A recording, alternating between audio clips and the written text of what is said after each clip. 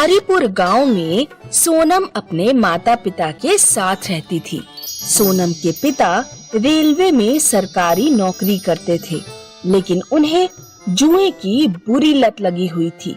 इसीलिए सोनम की माँ को कपड़े प्रेस करके घर का खर्चा चलाना पड़ता था। सोनम, मोबाइल बाद में चला लियो, पंडित जी के घर जाकर ये कपड़े दे आ। बस माँ, ये वीडियो पूरी देख लेने दो, फिर जाती हूँ। उठ रही है या नहीं? अभी गरम गरम प्रेस तेरे हाथ पर रख दूंगी। पूरे दिन यूट्यूब में ही घुसी रहती है। अरे क्या हो गया? उसे क्यों डांट रही हो? तुम तो कुछ ना बोलो तो ही सही। अगर तुम बेशरम की तरह जुए में पैसा ना उड़ाओ तो मुझे ये प्रेस का धंधा करना ही क्यों पड़े।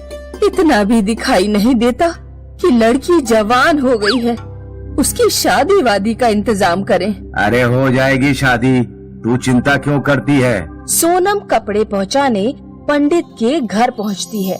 पंडित जी के बेटे कौशल की आदत अच्छी नहीं थी। वो हमेशा सोनम को छेड़ने के मौके ढूंढता रहता था। अरे सोनम, तेरे बाप तुझसे इस उम्र में भी काम कराते हैं। अगर उनके पास तेरे ब्याह के लिए पैसे नहीं हैं, तो मुझसे ब्याह कर ले। नहीं करूंगी शादी तुझ जैसे लफंगे से। क्या कहा तूने मुझे? लफंगा? कौशल अपने दोस्तों के सामने सोनम को बहुत बुरा भला कहता है और उसकी चोटी खींच देता है। सोनम रोती हुई घर पहुंचती है और सारी बात अपने पिताजी को बताती है। उस पंडित के लड़के की इतनी हिम्मत! अभी जाकर बताता हूँ उसे। सोनम के पिता गुस्से में कौशल के पास जाते हैं और कौशल को एक जोरदार थप्पड़ लगाते हैं। मेरी बेटी से दूर रहना। कौशल गुस्से से पागल हो जाता है। वो कुछ जुआरियों को पैसे देकर कहता है, उस सोनम के बापू को हमेशा के लिए ठिकाने लगा देना। उस रात सोनम के पिताजी जुआ खेल रहे थे तो कुछ जुआरी उनसे भिड़ गए। उन्होंने सोनम के पिता के सारे पैसे छीन लिए और उन्हें नदी में फेंककर गांव से भाग गए। अगले दिन गांव की एक औरत ने सोनम के घर आकर खबर दी कि उसके पिता की लाश नदी किनारे पड़ी हुई है। सोनम और सोनम की माँ दौड़ते हुए नदी किनारे पहुँचते हैं।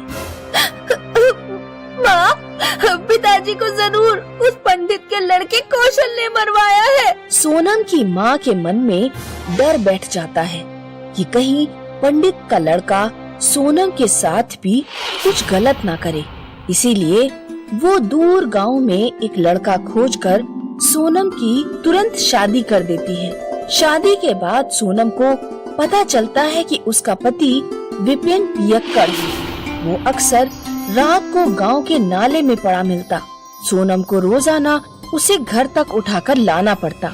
विपिन घर पर कोई पैसा नहीं देता था। एक दिन सोनम की सास ने सोनम से कहा, बहू, मैंने सोचा था कि मेरा बेटा शादी के बाद सुधर जाएगा, लेकिन ऐसा नहीं हुआ।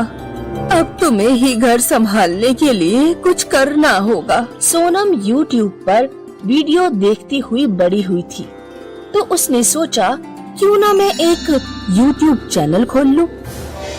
लेकिन शुरुआत में सास बहू के पास इन्वेस्टमेंट करने के लिए कुछ भी नहीं था। सासू माँ, हमारे पास केवल एक मोबाइल है।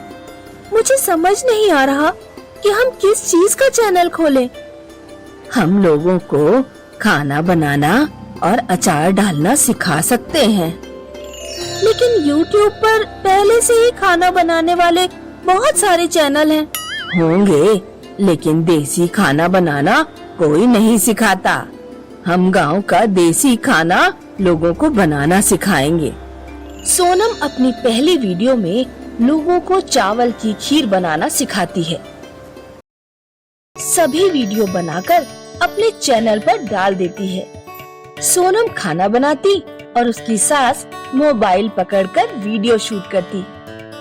लगभग 3-4 महीने लगातार मेहनत करने के बाद YouTube से पैसे आने शुरू हो जाते हैं। सासू माँ, आज YouTube की तरफ से $100 आए हैं। मात्र 100 रुपये? इतनी मेहनत के बाद? 100 रुपए नहीं, $100। डॉलर अमेरिका की मुद्रा है, जैसे भारत की रुपया। $100 7,500 रुपए के बराबर होते हैं। ये आर्थिक समृद्धि आ जाती है। वे लोग एक नया गैस चूल्हा खरीद लेते हैं और एक कैमरा भी। एक दिन जब सोनम दूध से खोया बनाना सिखा रही थी, तो अचानक भगोना गैस से फिसल गया और गरम गरम दूध सोनम के ऊपर गिर पड़ा। सोनम की सास विपिन के पास मदद के लिए पहुंची, लेकिन विपिन हमेशा की तरह पीकर नाले में पड़ा हुआ था। आखिरकार सोनम की सास गांव के एक आदमी को लेकर घर पहुंची और उसकी मदद से सोनम को हॉस्पिटल पहुंचाया। वैसे तो सोनम उसे उठाकर ले जाती थी, लेकिन आज सोनम हॉस्पिटल में जिंदगी और मौत की लड़ाई लड़ रही थी। उधर विपिन उस रात नाले में ही पड़ा रहा। विपिन को सुबह होश आता है। अरे मैं ये नाले में कैसे? रोजाना तो मैं बिस्तर पर जागता हूँ। तुम बहुत गिरे हुए इंसान हो।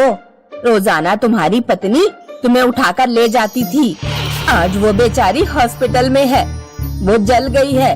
तुम्हारी माँ तुम्हारे पास मदद मांगने आई थी, लेकिन तुम्हें तो होश ही नहीं था। विपिन को अपने ऊपर बहुत शर्मिंदगी महसूस होती है। वो दौड़ता हुआ हॉस्पिटल पहुंच जाता है। सोनम बेड पर बेहोशी की हालत में लेटी है। मुझे माफ कर देना सोनम, मैंने तुम्हारा बिल्कुल ध्यान नहीं रखा। 2 दिन बाद सोनम को होश आ जाता है।